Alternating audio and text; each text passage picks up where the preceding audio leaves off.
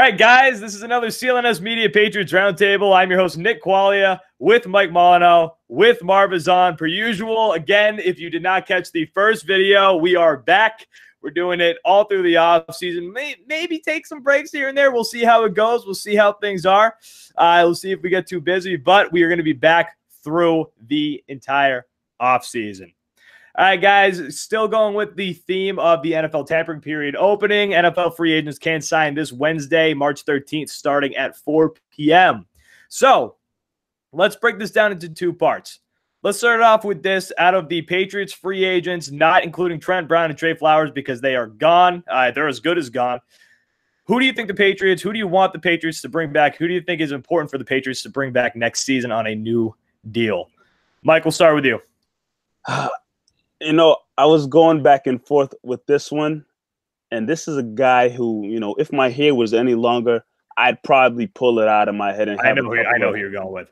I have a couple of bald spots in my head, but the more I think about it, the more I have to say the Patriots need to sign back Stephen Gostkowski. Whoa. Coming from Mike? Yes.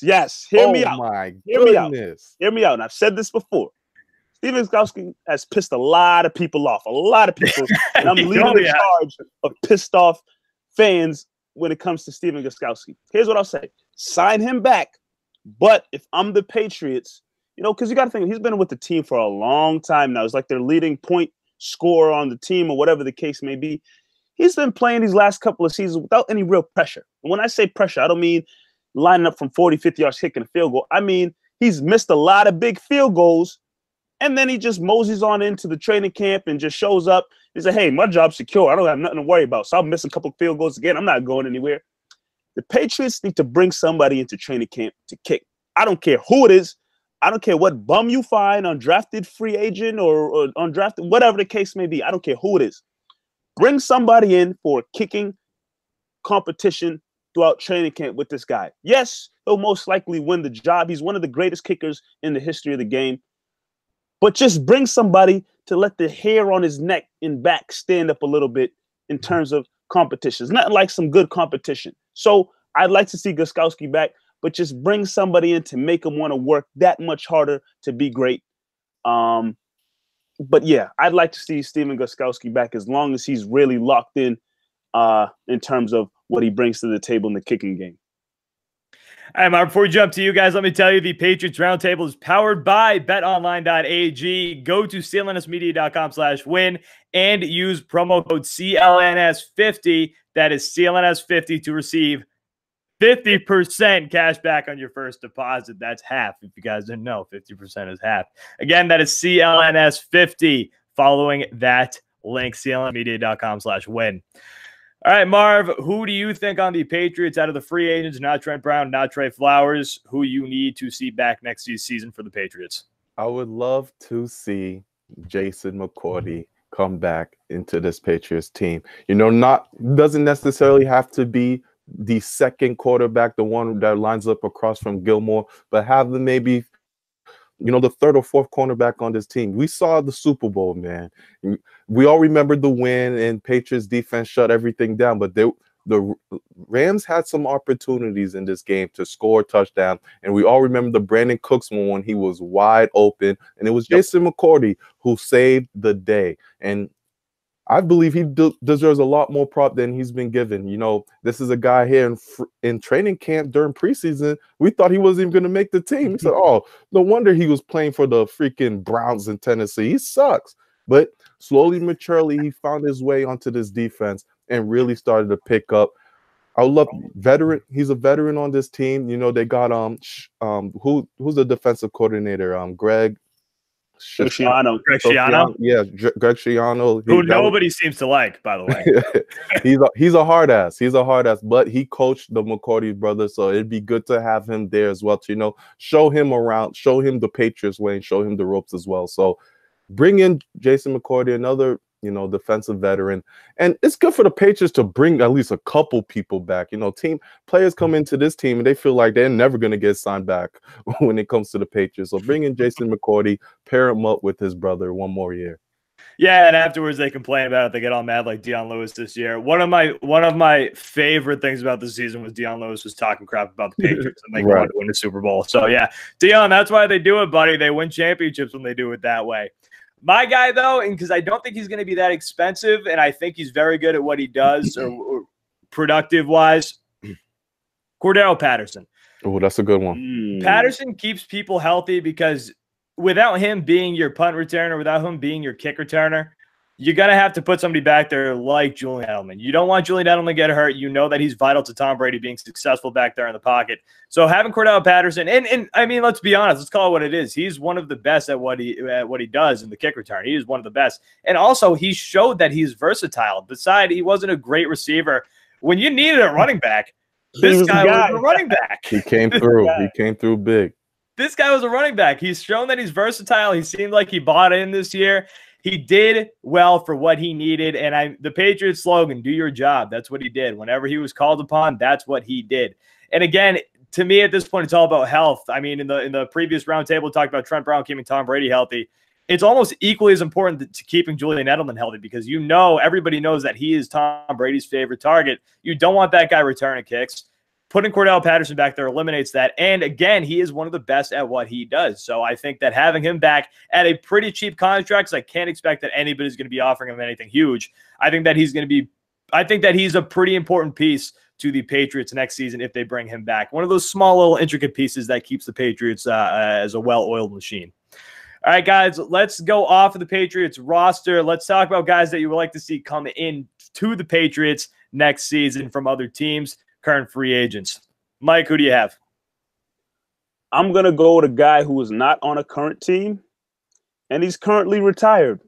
But since the Patriots have made a trade to acquire his brother Michael, I'd like to see the Patriots do whatever they can to coax Martellus Bennett out of retirement and return to the team.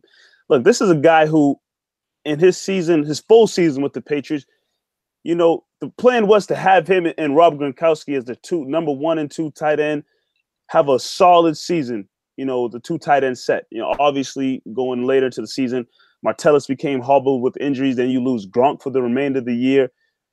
Patriots luckily still go on to win the Super Bowl against Atlanta. But I think nobody really complained about Martellus Bennett and his time in a Patriots uniform.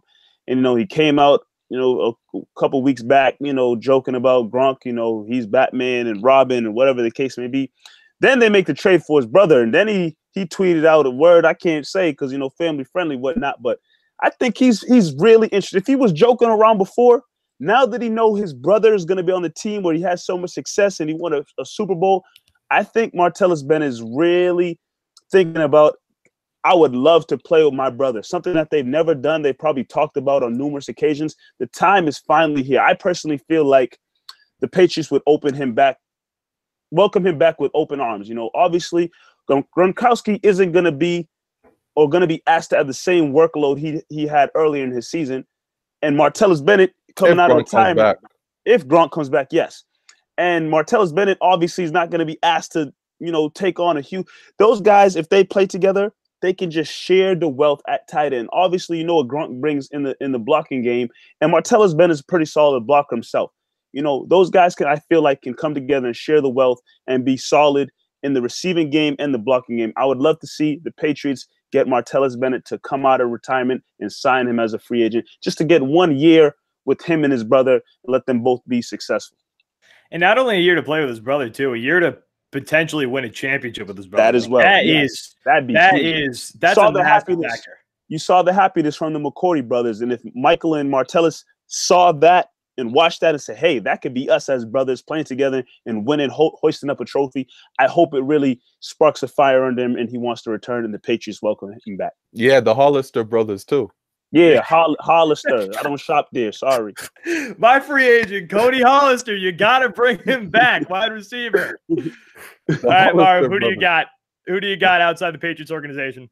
I have. So earlier, right before we did the show, I saw a tweet that was very disturbing that the Patriots were battling with Tennessee to get Adam Humphries. I almost threw up in my mouth. I'm glad that we did not win that bid. Anywho, we're gonna stick to that position and bring I would love to see Golden Tate come into a Patriots uniform. This is a guy 31 years old. He fits the bid, man. You know, a little up there, almost leaving his prime, ready to win a championship.